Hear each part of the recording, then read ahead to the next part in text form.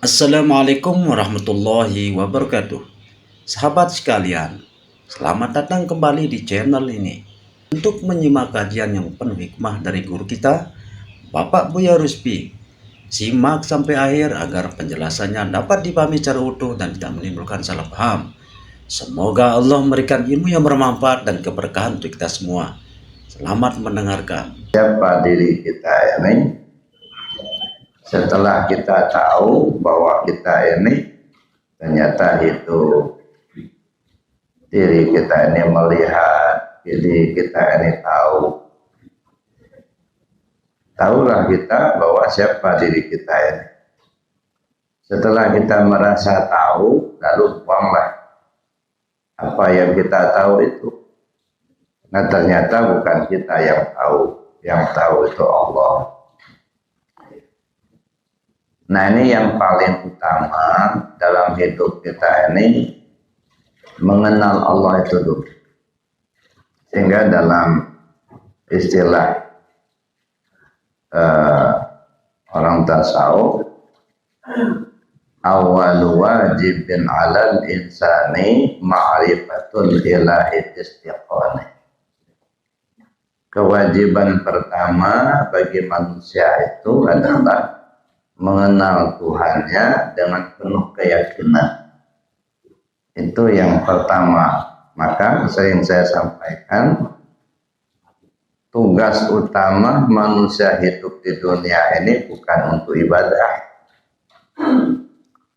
Tugas utama manusia hidup di dunia ini untuk mengenal Allah. Ana kanzan maghfiyah fa uhibbu an u'rafa fa khalaqtul asya liya'rifuni. Saya ini perbendaharaan yang tersembunyi, kata Allah. Saya senang untuk dikenali, maka kujadikanlah makhluk ini supaya mereka mengenal aku. Sehingga di dalam ayat yang bunyinya wa ma khalaqtul jinna wal insa illa liya'buduni ay liya'rifuni. Tidaklah kujadikan jin dan manusia melainkan supaya mereka mengenal aku. Nah, ini yang pertama yang perlu kita cari tahu untuk mengenal Allah itu dulu. Ya. Sehingga dalam kajian tasawufnya disebut la yasihul ibadah illa bima'rifatil ma'bud. Tidak sah ibadah kalau tidak mengenal siapa yang dia sembah. Nah, jadi jangan sampai kita ibarat kata orang payah badan hati susah. Perasaan kita sudah rajin betul ibadah, tapi pada akhirnya ternyata ditolak. Kenapa ditolak? Karena tidak mengenal siapa yang kita sembah. Nah, maka kita perlu mencari itu. Itu yang pertama dulu. Dan waktunya sangat singkat, Bapak Ibu. Nah, walaupun di dalam istilah seringkali kita sebut ada namanya abidillah, ada namanya arifillah. Kalau abidillah itu orang yang rajin ibadah walaupun dia tidak mengenal Allah. Itu abid. Kalau arif billah dia mengenal Allah. Nah, jadi beda. Al-abid sayyarun ilal jannah wal arif fayyarun ilal qurbah. Orang abid itu ibarat jalan kaki menuju surga, sedangkan orang arif terbang menuju Allah. Beda.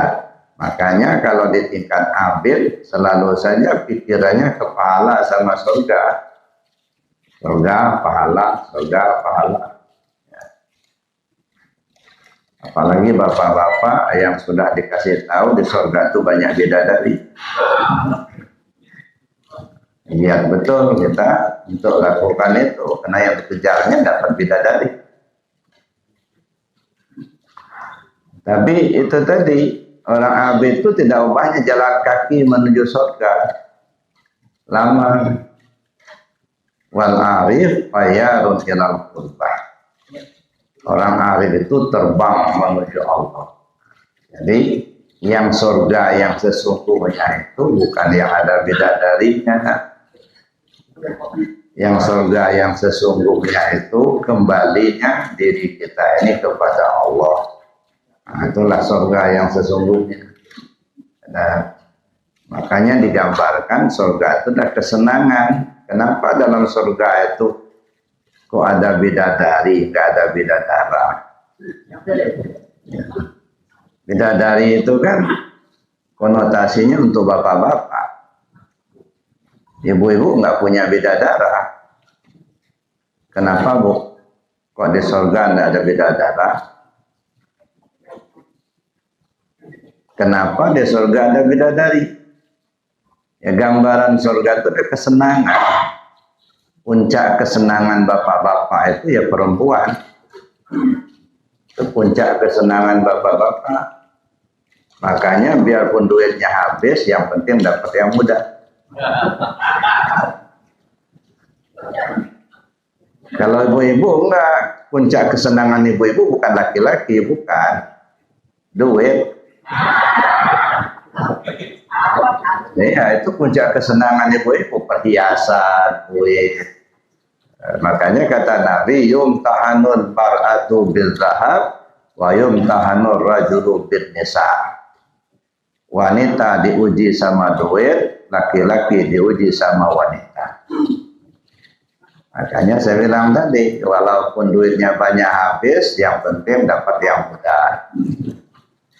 Yang perempuan juga begitu, nggak apa-apa tua-tua, yang penting banyak duit.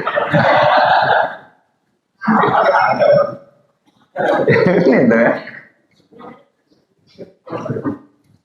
Jadi surga itu adalah kesenangan. Nah, jadi yang kita kejar sekarang ini, bagaimana kita mengenal Allah itu dulu. Jalan untuk mengenal Allah itu banyak sekali, Bapak Ibu.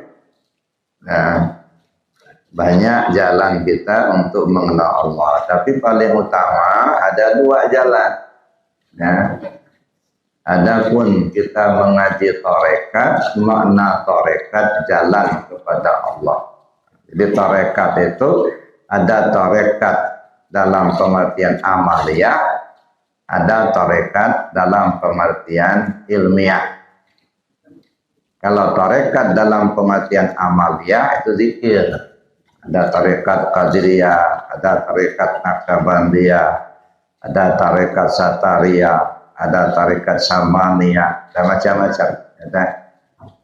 Tapi intinya sama, itu perjalanan menuju Allah dengan cara beramal. Itu tarekat dalam pengertian amaliyah. Tapi ada tarekat dalam pengertian ilmiah. Apa itu tarekat? Jalan. Jalan kita untuk mengenal Allah. Jalan kita untuk sampai kepada Allah. Maka disebutkan, adapun kita mengaji tarekat, makna tarekat jalan kepada Allah. Mana yang menjadi jalan kita untuk menuju Allah? Itu ada dua. Yang pertama, kajian tubuh yang kasar. Yang kedua, kajian tubuh yang halus. Maka dalam kajian, sebelum kita berguru, guru belum mengajarkan kepada kita, terbenarlah oleh kita, tubuh kasarlah yang itu. Tubuh kasarlah yang tahu. Tubuh kasarlah yang berkuasa. Tubuh kasarlah yang berkehendak. Tubuh kasarlah yang melihat. Tubuh kasarlah yang mendengar. Tubuh kasarlah yang berkata-kata. Nah, ini kita belum belajar ini. Jadi artinya bayangan kita dan paham kita sementara ya tubuh kasar inilah yang hidup.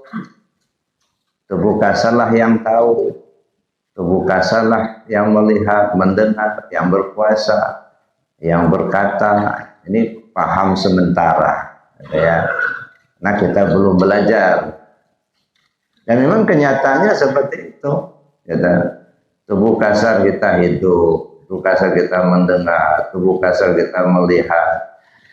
Tapi ternyata coba kita analisa, benarkah tubuh kasar kita ini hidup? Ya. Benarkah tubuh kasar kita ini melihat, mendengar? Nah, kita renung, kita perhatikan si mayat. Orang yang sudah mati, telinganya masih ada. Tapi telinga mayat sudah tak mendengar lagi. Nah, telinga itu kan nempelnya di tubuh yang kasar.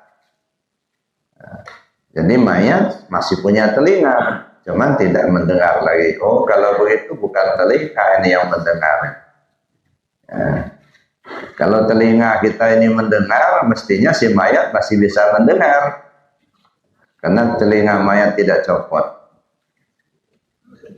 Apakah kaki kita ini yang berjalan? Kalau lahirnya iya, secara kasar kata kita, kaki kita jalan. Tengok mayat lagi, orang yang sudah mati, kakinya masih ada. Nggak lepas kakinya. Tapi kaki mayat sudah tak berjalan lagi. Nah, ini menunjukkan ternyata yang jalan itu bukan kaki. Ya. Mata kita ini melihat, kata kita secara zahirnya. Apakah mata kita melihat? Kata kita iya, mata kita melihat. Ya, makanya ada ibu-ibu ya yang mau ke dokter. Mau kemana bu? Mau ke dokter. Kenapa? Nggak tahu, mata saya ini kalau dibuka, apalagi buka dompet, nggak ada yang kelihatan.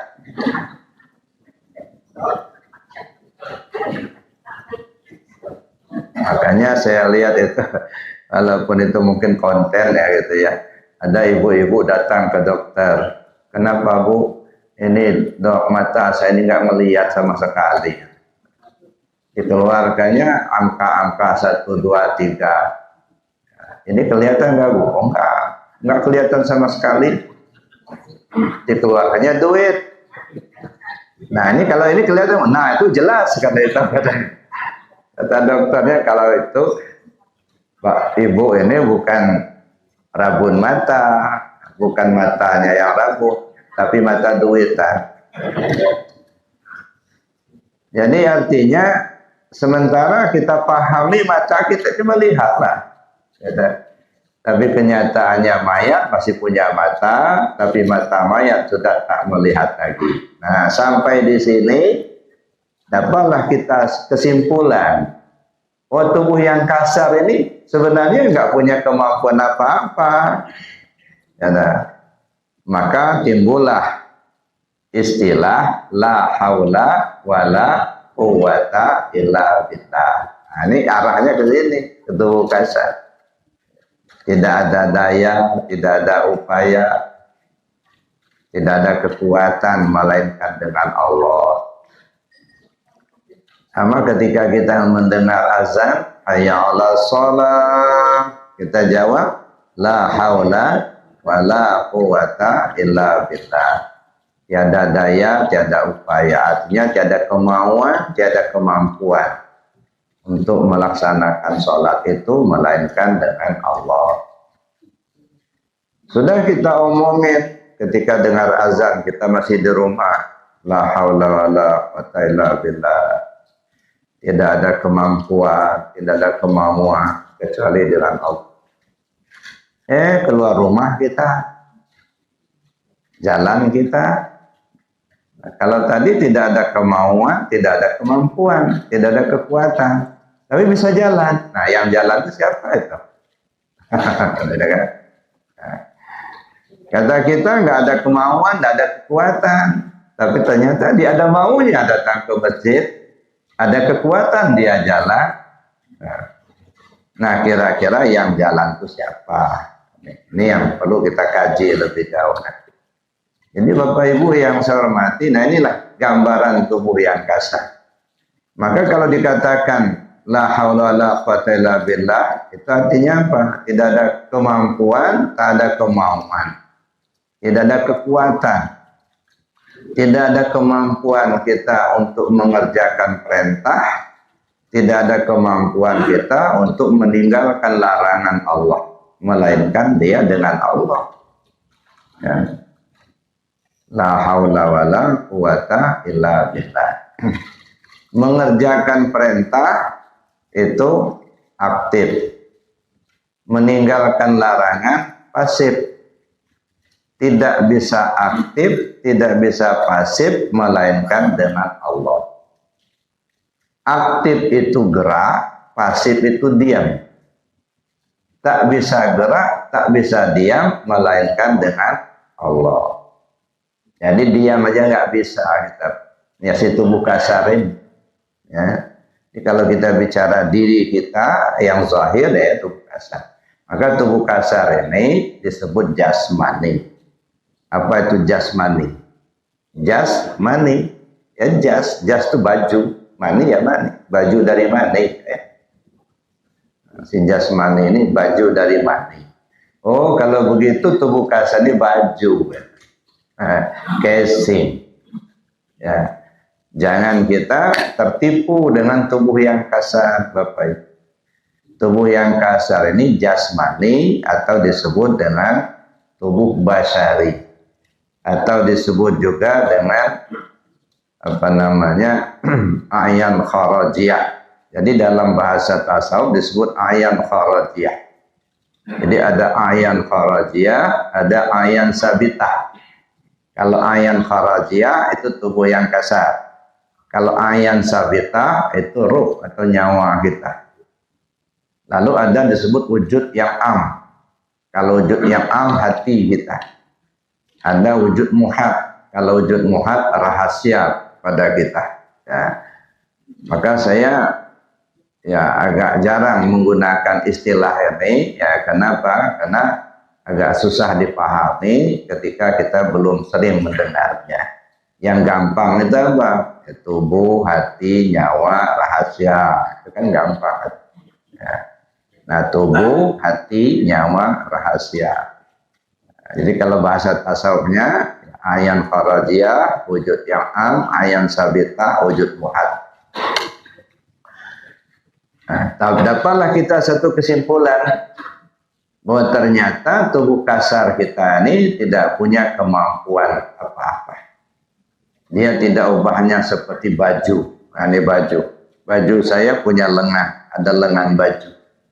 Karena sedang kita pakai, lalu ketika saya angkat tangan, lengan baju terangkat. Kalau saya turunkan tangan saya, lengan baju turun. Jadi yang turun naik itu bukan lengan baju, tapi tangan saya. Nanti di rumah, saya buka baju, saya gantungkan. Lengan baju tak lagi naik turun. Kalau masih juga naik turun, nah ini hati-hati. Jangan-jangan ada jelangkung. Ada. Nah, jadi artinya ketika sudah buka nggak bisa naik. Nah begitulah. Ketika sudah mati nggak bisa buat apa-apa lagi. Ya, tangan tak bisa berbuat, mata tak melihat, telinga tak mendengar, mulut tak bisa bicara. Nah itulah gambaran tubuh yang kasar. Sesudah kita berguru, guru sudah mengajarkan kepada kita. Ternyata hidup tubuh yang kasar karena hidup tubuh yang halus. Tubuh yang kasar hidup karena adanya tubuh yang halus. Mendengar tubuh yang kasar karena tubuh yang halus yang mendengar. Melihat tubuh yang kasar karena melihatnya tubuh yang halus. Berkuasanya tubuh yang kasar karena berkuasanya tubuh yang halus. Berkehendaknya tubuh yang kasar karena berkehendaknya tubuh yang halus. Berkata-kata tubuh yang kasar karena berkata-kata tubuh yang halus. Nah, sampai di sini pahamlah kita. Ini namanya mi'raj jasmani. Ya. Mi'raj jasmani kita naik dari tubuh yang kasar, kita tinggalkan tubuh yang kasar, masuk kita ke tubuh yang halus. Nah ternyata ada kesimpulan, oh tubuh yang halus itulah sebenarnya yang punya kemampuan. Ya, yang hidup tubuh yang halus, yang tahu tubuh yang halus, yang berkuasa tubuh yang halus, yang berkehendak tubuh yang halus. yang melihat tubuh yang halus, yang mendengar tubuh yang halus, yang berkata-kata itu pun tubuh yang halus. Nah, makanya ada pantun Lampung itu, tak kuku nyunggok jonggok menjam di lambung putar. Tuhan mudam disepuk ya dosai cawa-cawa. Nah, mana dia? Ya tubuh yang halus itulah. Ada. Ini kalau kita nggak perhatikan ini, kadang-kadang kita terselip tubuh yang kasar ini. Makanya seringkali kita itu ya membuli, mencaci, memaki. Kenapa? Yang kita lihat cuma yang kasar aja. Kita nggak melihat yang halusnya kan. Ada ya. Ini yang dikatakan oleh Sultan Aulia, Syekh Qadir Jalani pada sallallahu alaihi wasallam. Man nazara syai'an wa lam yarallahu fihi fa nadharuhu batil. Siapa orang memandang sesuatu yang dia tidak melihat adanya Allah di sesuatu yang dia pandang, itu pandangan sia-sia belaka. Nah, pandangan sia-sia itu apa? Pandangan yang tak melihat mata ikan asin. Nah, mata ikan asin tebul lalang, tapi enggak ya. Kalau bahasa Lampungnya buta tepedak. Banyak orang buta tepedak sekarang ini. Nah, jadi Bapak Ibu yang saya hormati itu. Jadi tubuh yang halus yang punya kuasa. Ruh namanya, nyawa namanya. Tubuh yang halus kita. Nah, jadi kalau kita bicara tubuh yang halus, itulah ruh kita. Jadi sebenarnya ruh ini kan datang langsung dari Allah. Kita nggak punya ruh, nggak. Cuman kata kita saja, karena kita merasakan di tubuh yang kasar tadi, maka kita katakan kita ini punya ruh. Cuman kalau ditelusuri, Bapak dapat ruhnya dari mana? Belinya di mana? Bikinnya kapan? Kita nggak pernah beli, nggak pernah bikin, tapi punya. Dari mana dapat? Nah, fanafaktu fihi min ruhi. Kutiupkan ruhku, kata Allah. Oh, kalau gitu ruhnya Allah, itu bukan ruh kita, bukan. Cuman kita aja yang sombong, ngaku-ngaku punya.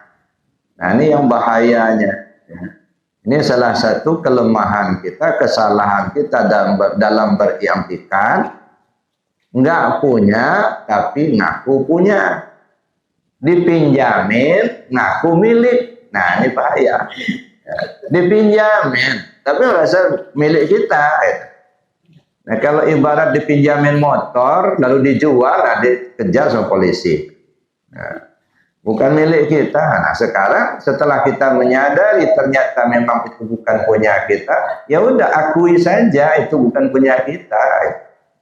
Nah, kalau bukan punya kita bagaimana? Apa upayanya? Balikkan, kembalikan, jangan ditahan. Kalau sampai mati itu nggak dibalikkan, nah ini jadi urusan. Maka diingatkan oleh Allah, wa anfiqu mimma razaqnakum min qabli an ya'tiya ahadakumul maut. Serahkan apa yang sudah Allah berikan padamu sebelum ajalmu tiba. Kembalikan.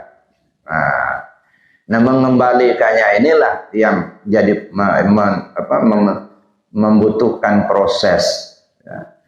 Membutuhkan pemahaman bagaimana cara mengembalikannya itu.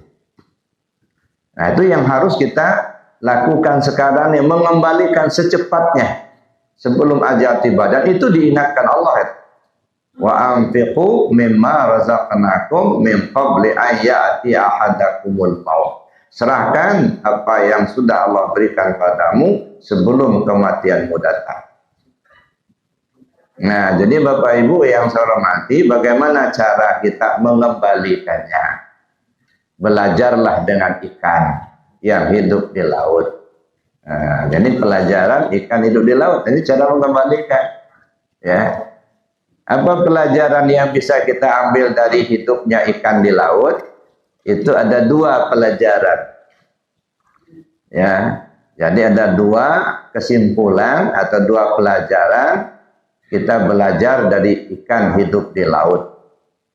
Pertama, ikan yang hidup di air asin tapi tidak terkontaminasi dengan asinnya air laut. Itu satu. Ya. Mengapa ikan yang hidup di air asin walaupun bertahun-tahun tapi tetap tawar? Tidak asin. Jadi asin itu nggak bisa masuk kepada daging ikan itu. Kenapa? Karena ikannya masih hidup. Nah, begitu juga kita. Kalau hati kita hidup dengan zikir kepada Allah, insya Allah tidak akan terkontaminasi dengan dunia yang fana. Tidak akan nyangkut pula hati kita sama jabatan. Tak nyangkut pula hati kita ini dengan duit. Kalau hidup zikir di hati. Itu makanya ibaratnya asin tidak masuk kepada ikan yang hidup di laut. Kenapa? Karena ikannya hidup.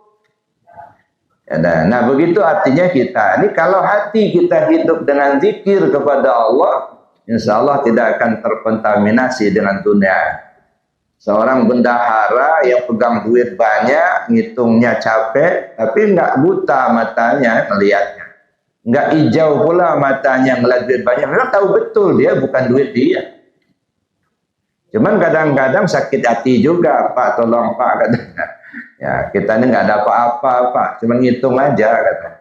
Nah, memang mau berapa ya terserah Bapak. Dah, nyangkut di hati. Ya. Jabatan juga begitu.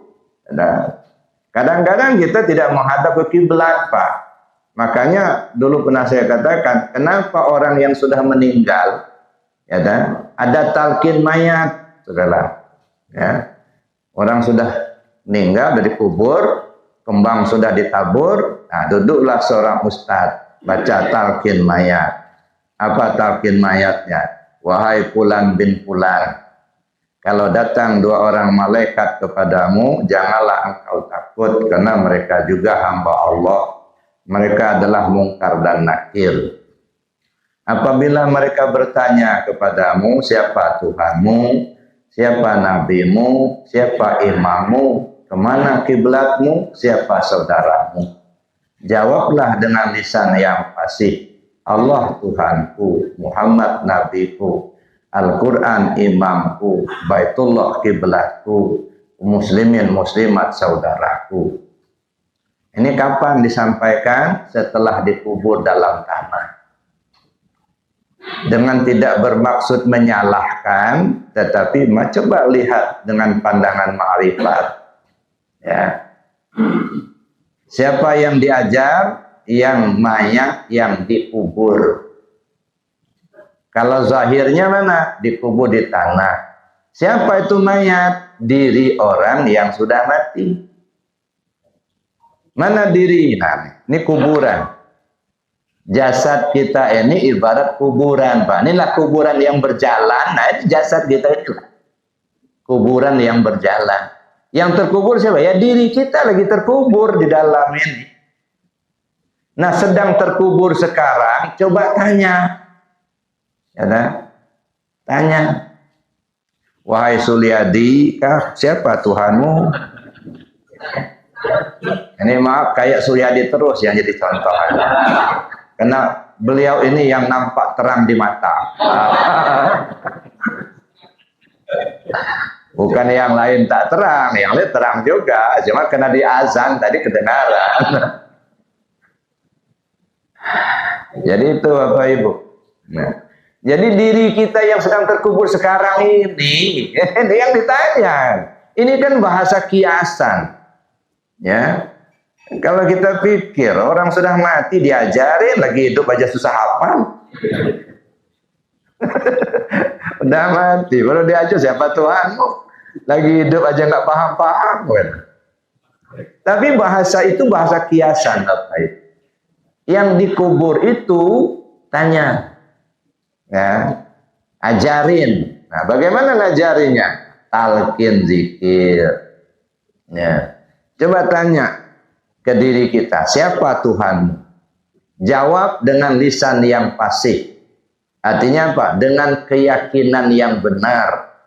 Kalau lisan yang pas itu rada mati, al-yauma nakhtimu ala afwahihim wa tukallimuna aydihim wa tashhadu arjuluhum bima kanu yaksibun. Dikunci lidahnya, enggak usah ngomong lagi. Tapi bahasa jawab dengan lisan yang pasti, artinya dengan keyakinan yang benar. Siapa yang bertanya mungkar dan nakir? Nah, nanti itu kalau dikubur itu mungkar nakir. Nah sekarang coba tanya, gambaran, bayangan mungkar dan nakir. Coba tanya dengan pikiranmu, tanya dengan nafsu. Jawab dengan hati nurani. Jujur.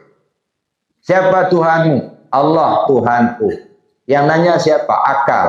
Pikirin, benar enggak kau ini sudah bertuhan sama Allah? Udah tahu belum sama Tuhanmu itu? Jangan nafsu aja, saya bertuhan sama Allah tapi kenal Allah juga enggak. Nah nyesal nanti. Ya.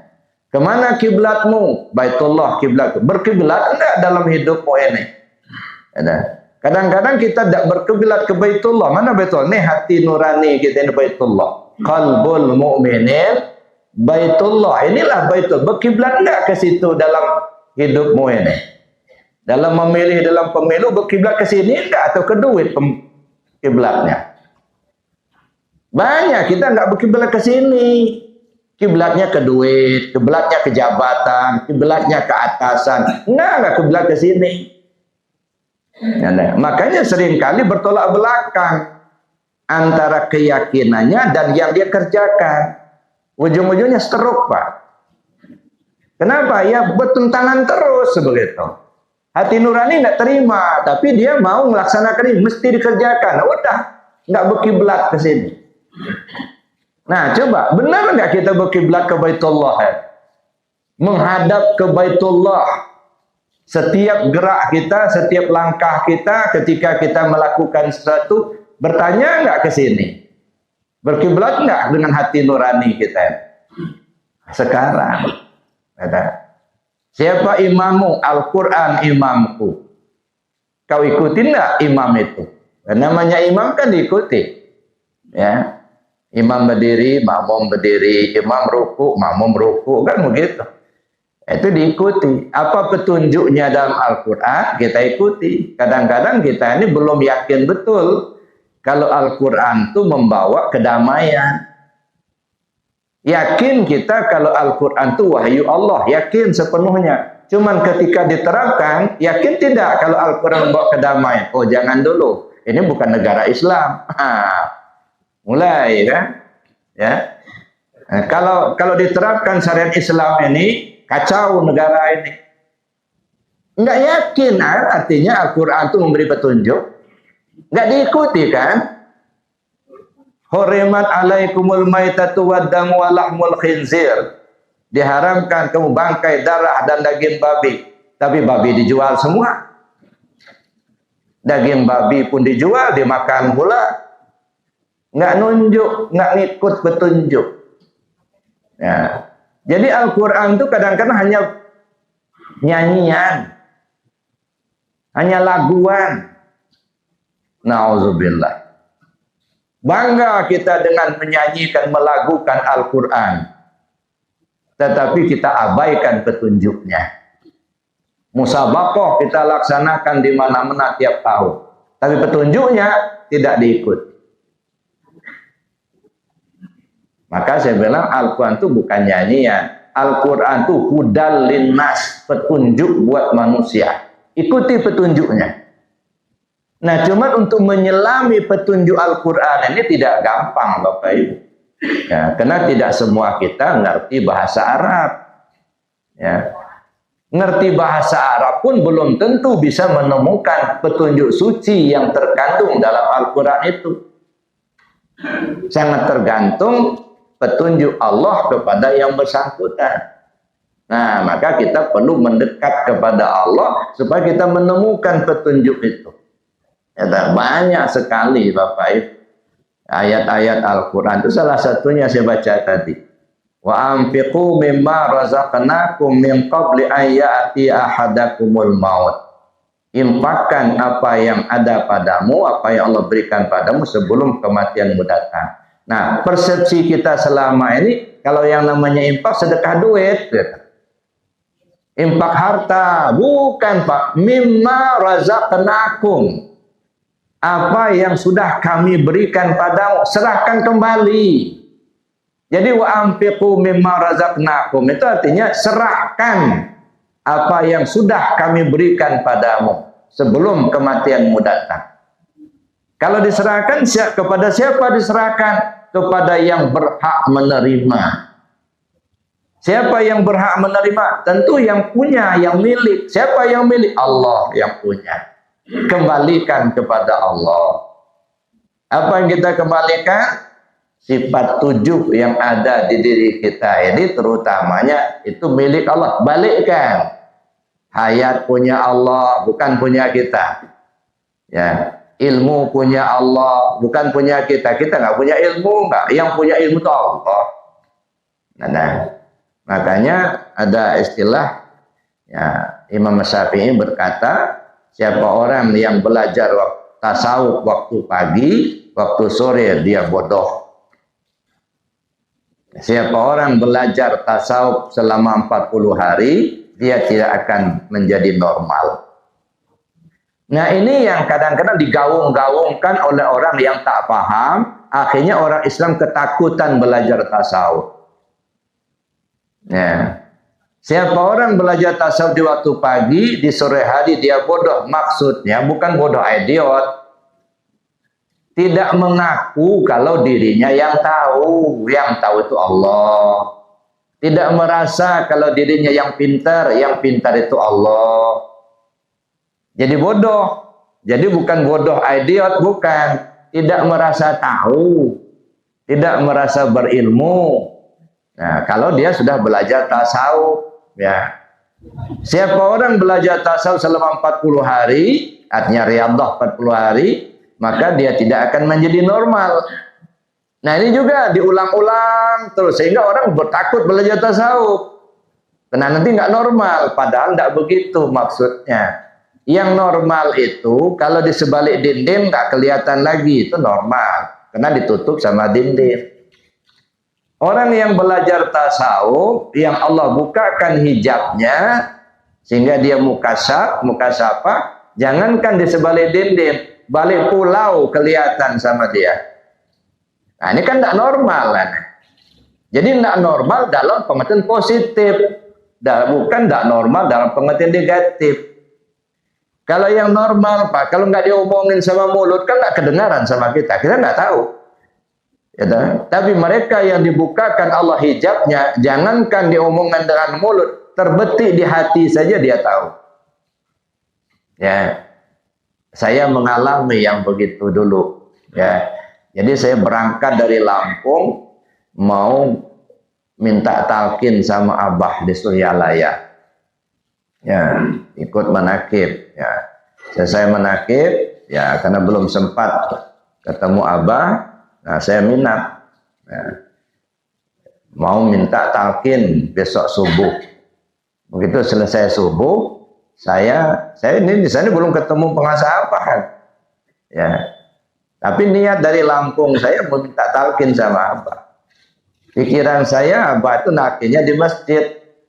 Ya sudah selesai subuh saya duduklah di masjid itu, nongkrong di sana nunggu. Pikiran saya Abah nakinya di masjid. Sedang rupanya mereka talqinnya di rumah madrasah, di rumahnya Abah. Ada. Almarhum Pak Agus ketika itu ya yang mengatur ya jamaah yang mutalkin gitu ya. Beliau sudah tutup pintu. Udah siap Bah katanya. Yang mutalkin. Diam Abah sebentar, cerita Pak Agus. Oh belum, kata Abah. Ada satu orang dari Lampung di masjid, panggil. Padahal saya belum ketemu apa, kalau mau cerita. Datang Pak Agus ke masjid. Ada yang dari Lampung enggak? Ada, saya bilang. Itu ditunggu Abah katanya di madrasah. Nah, langsung saya berangkat ya ke madrasah itu. Rupanya ruang itu sudah penuh Pak. Sudah penuh yang mau talqin itu. ada satu tempat duduk pas di depan Abah. Begitu saya buka pintu, orang begini semua. Nah, akhirnya saya duduk pas di depan Abah. Kok Abah tahu ada yang dari Lampung? Padahal saya belum pernah temu sama Abah. Nah, ini namanya tidak normal. Ya kan? Kalau yang normal kan diomongin dulu baru tahu kan? Ini normal. Nah, ini belum diomongin, berketemu aja belum tahu. Nah, ini kelebihan. Artinya kalau Allah bukakan hijab. Jadi jangan dipahami kalau orang belajar tasawuf 40 hari dia tidak normal lalu diganti, bukan, Pak. Ya. Itu artinya Allah berikan kelebihan kepada yang bersangkutan, terbuka hijabnya. Ya. Jadi Bapak Ibu yang saya hormati, itu kita belajar tasawuf. Nah, itu kelebihan-kelebihannya. Makanya untuk itu kita perlu mengkaji diri. Kita kembali kepada pokok persoalan tadi. Jalan kita untuk menuju Allah, mengenal Allah itu dua. Yang pertama, kajian terhadap diri yang kasar, kemudian terhadap diri kita yang halus. Tadi sudah kita awali, awal mulanya kita tahu tubuh yang kasar yang punya kemampuan, tapi kemudian sirna. Tubuh yang kasar tidak punya kemampuan apa-apa, ya ternyata tubuh yang halus itulah yang tahu, tubuh yang halus itu yang hidup, tubuh yang halus itulah yang berkuasa, yang berkehendak, yang melihat, yang mendengar, dan yang berkalam. Nah, sampai di sini kita paham bahwa diri yang halus itulah sebenarnya diri kita. Kalau ini casingnya saja. Nah, naik lagi, jangan berhenti dulu di situ, Pak. Tubuh halus itu ruh namanya, nyawa namanya, Muhammad namanya, atau disebut Nur Muhammad, yang tubuh yang halus. Ya, nah, tubuh yang halus yang namanya nyawa ini ruh itulah. Karena ruh kita ini itu yang asalnya dari Allah itu ruh itu. Yang ruh kita ini kalau dia menghidupkan nyawa namanya. Tapi kalau dia membedakan yang benar dan yang salah, yang hak dengan yang batil, akal namanya. Kalau dia memahami, hati namanya. Kalau dia punya kemauan, nafsu namanya. Nah, ruh itulah. Ya, kita jangan apa namanya, jangan dibingungkan dengan istilah-istilah itu. Ya, ruh itu kalau dia sampai ke mata, ya basor namanya.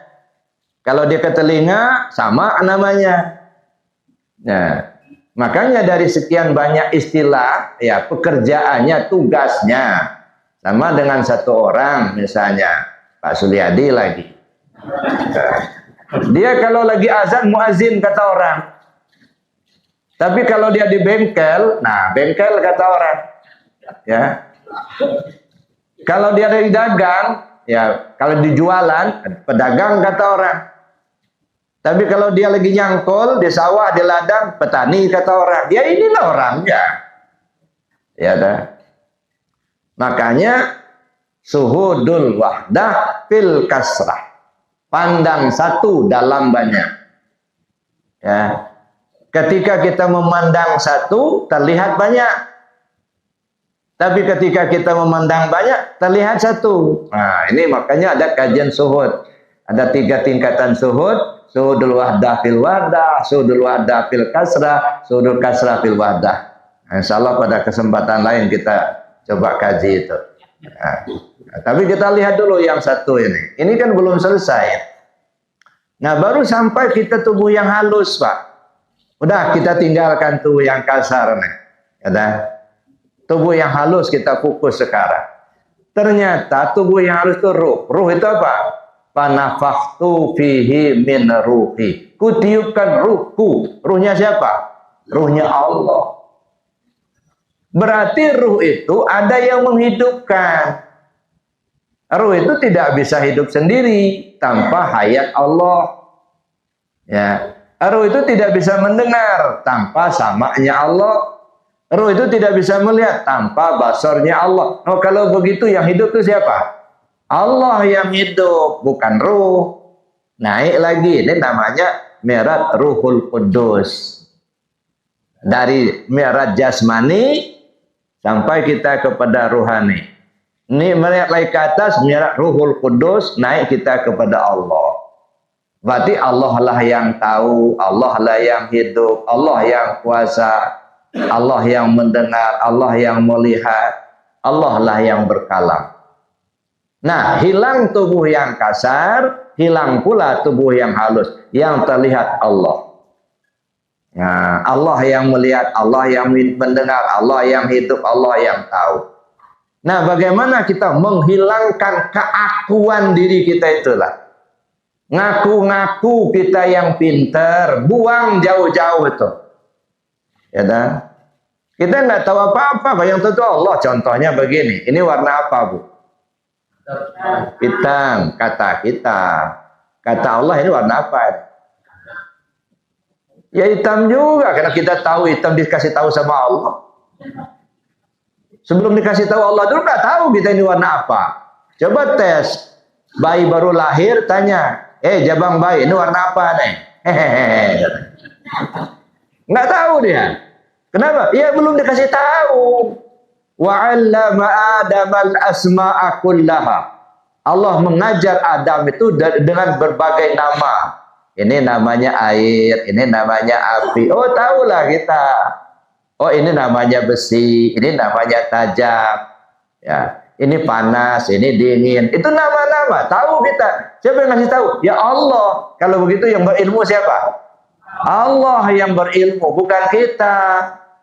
Ya, nah, setelah kita paham itu, berarti kita nggak tahu apa-apa. Yang tahu hanya Allah. Nah, maka kita kembalikan semuanya kepada Allah. Diri kita nggak tahu. Yang ada hanya Allah.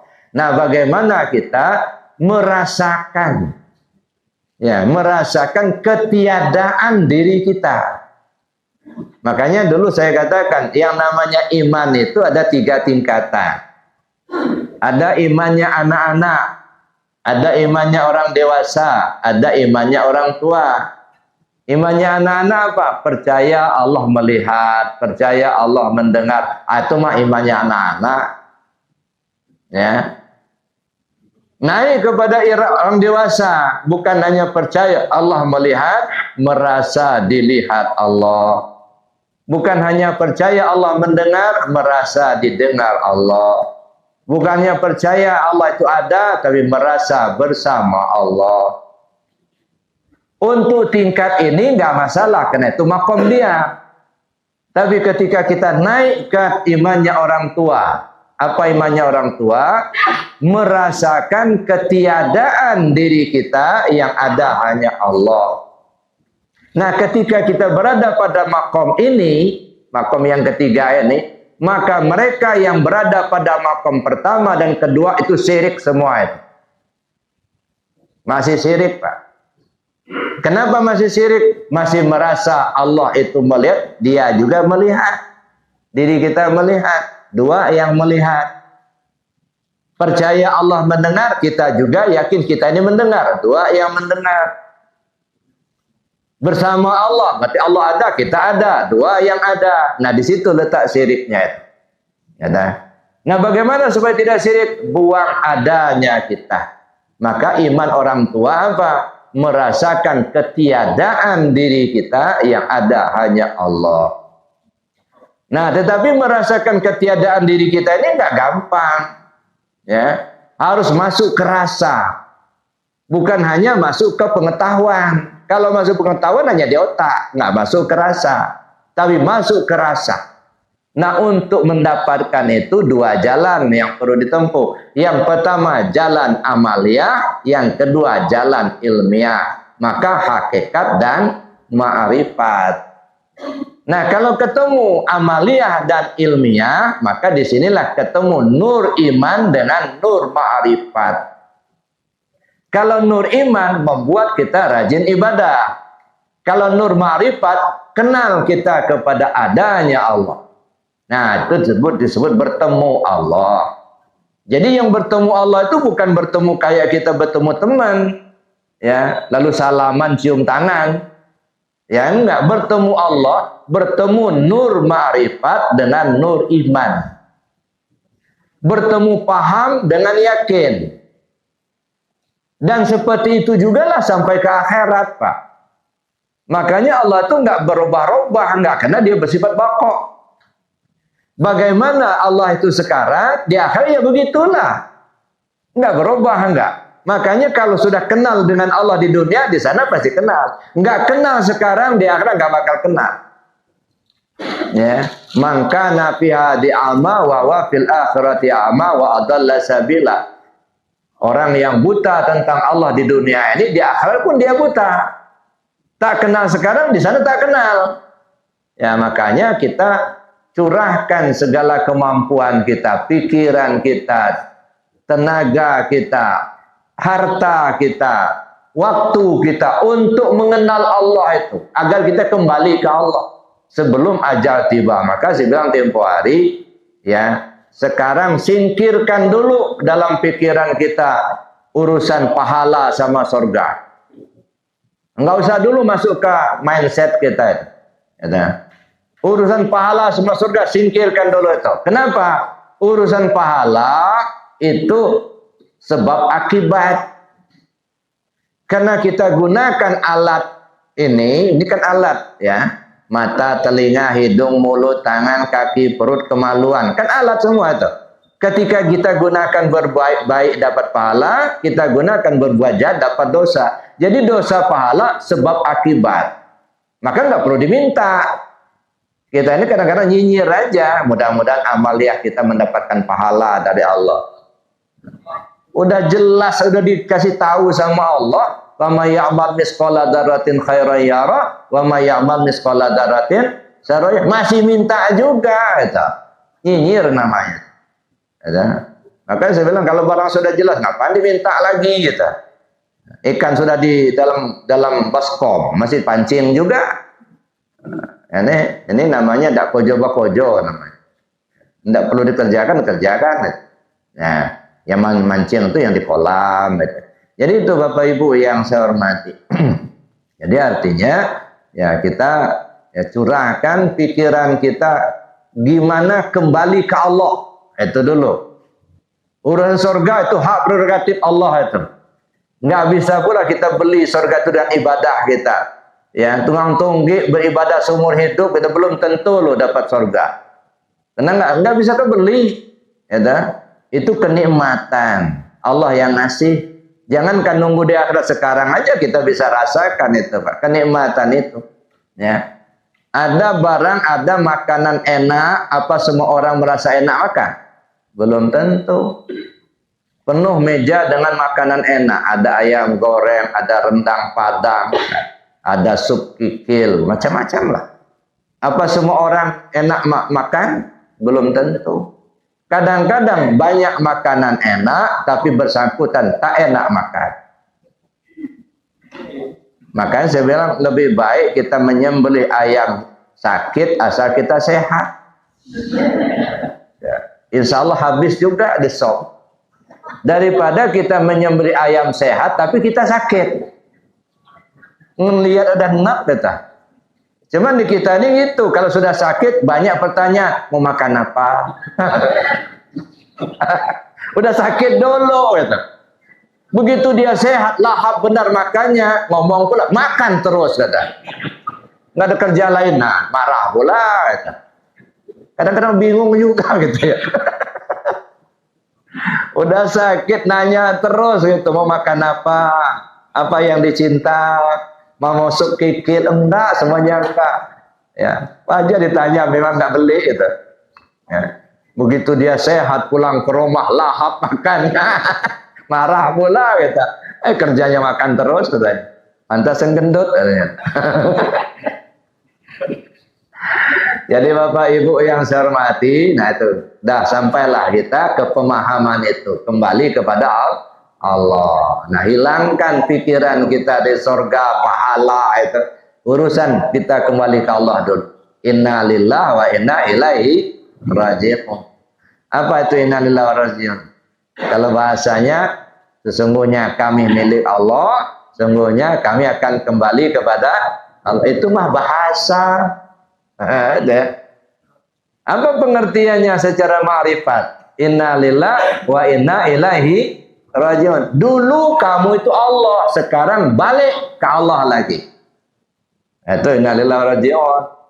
Nah, makanya saya bilang ya bukan pengantar pengumuman kematian. Ya, inna lillahi wa rajiun itu artinya arah kita. Inna lillah turun, inna ilaihi rajiun naik gitu. Tanazul taraqi gitu. Sampai kita kepada awal mula kita ada. Dari mana kita datang, ke situlah kita pulang. Datang dari Allah, pulang ke Allah. Nah, baru selamat. Bapak Ibu yang saya hormati, mungkin materinya cukup demikian. Ya, kalau masih ada waktu kita diskusikan. Sementara saya akhiri dulu. Assalamualaikum warahmatullahi wabarakatuh. Memang susah, Pak, kalau kita mengenal Allah. Karena akal kita nggak kejangkau. Tapi kalau Allah memperkenalkan dirinya kepada kita, nggak ada yang susah. Ada ya. Nah, jadi Allah yang memperkenalkan dirinya kepada kita. Ra'aitu Rabbi bi'aini Rabbi, kata Sayyidina Ali. Ya, saya melihat Tuhanku dengan mata Tuhanku sendiri. Makanya kita ya hilangkan dulu adanya kita, baru kita bisa mengenal. Maka satu lagi yang masih ketinggalan tadi, ikan hidup di laut tadi. Yang pertama, kenapa asin tidak bisa masuk ke laut, ke daging ikan? Karena dia hidup. Itu artinya apa?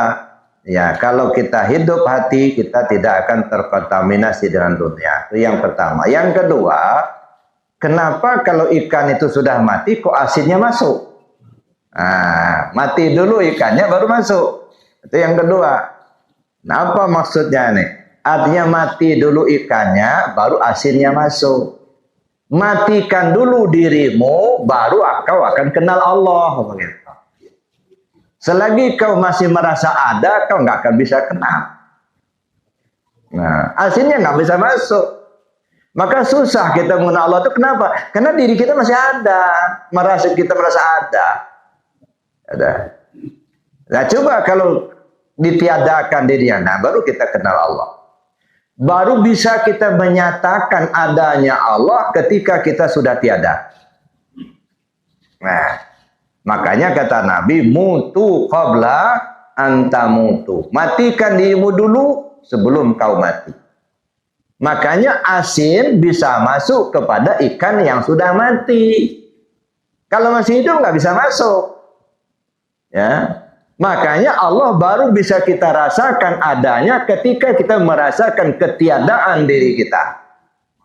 Nah, tapi kalau kita masih merasa ada, kita masih berpikir, kita masih melihat, itu masih merasa ada, nggak akan mungkin bisa tembus, Pak. Nah, makanya muter-muter di situlah, karena kita masih ada itu tadi. Nah, ketika kita merasakan ketiadaan diri kita, yang ada hanya Allah, nah baru bisa kita masuk ke situ. Asin baru bisa masuk ketika ikan sudah mati. Kalau dia masih hidup nggak akan masuk. Artinya adanya Allah kita rasakan ketika kita merasa ketiadaan diri kita. Maka matikan dirimu sebelum kau mati. Saya kira demikian, Pak. Makanya susah kita nemuin kenapa masih ada. Kalau teman memang sama ada, gitu kan. Apalagi ya sering traktir pula, gitu. Nah, kenal betul kita. Ya, saya kira demikian. Mungkin ada yang lain? Cukup? Masih ada? Satu ya. Makasih Bu ya. Sudah pengetahuannya. Ya. Saya masih ingat dengan pelajaran dulu masih kecil. Ya. Jadi kalau berarti mau buat pelajaran juga. Jadi gini, itu kan hadis Nabi itu, ya. Manusia ini ada 4 ya tahu, ya. Pertama, wahwa la yadri annahu la yadri. Dia tidak tahu tapi dia tidak tahu bahwa dia tidak tahu. Nah, ini bodoh kan. Ya, bodoh murakkab, jahil murakkab, bodoh asli. Dia tidak tahu tapi dia tidak tahu kalau dia tidak tahu. Nah, merasa tahu. Ya. Itu satu. Yang kedua, ada orang yang tidak tahu tetapi dia tahu kalau dia tidak tahu. Maka dia mau belajar. nggak sungkan-sungkan dia belajar sama anak kecil, walaupun kita sudah tua, tapi karena dia merasa memang nggak tahu, dia belajar sama yang muda-muda, nggak masalah, nggak merasa malu. Ya, ini orang yang tidak tahu, tetapi dia tahu betul kalau dirinya nggak tahu, maka dia belajar. Itu yang kedua. Yang ketiga, ada orang yang tahu, tetapi dia tidak tahu bahwa dia tahu. Nah, dia tahu, cuman dia nggak sadar kalau dirinya orang tahu.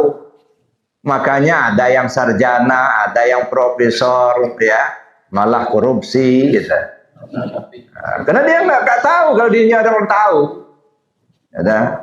Ada ustadz yang apa namanya berbuat mesum, ya, dia sebenarnya tahu, cuman dia nggak tahu kalau dirinya orang tahu, gitu. Akhirnya terjerumus ke jurang yang tidak baik. Ini orang yang tahu, tapi dia tidak tahu bahwa dia tahu. Yang keempat, ada orang yang tahu dan dia tahu kalau dirinya tahu, gitu. Dia sadar, oh saya kalau berbuat begini, nggak boleh. Apa kata dunia, katanya. Dia tahu kalau dirinya orang tahu, dia hargai dirinya, dia hargai orang lain, gitu. Karena dia tahu betul bahwa dia tahu. Gitu. Makanya kategori yang 4 tadi itu hadis Nabi. Gitu. Nah, jadi itu untuk membedakan tahunya manusia. Tapi setelah kita masuk ke tasawuf, itu tahu itu buang, Pak. Bukan kita yang tahu, Allah yang tahu. Gitu ya. Ya.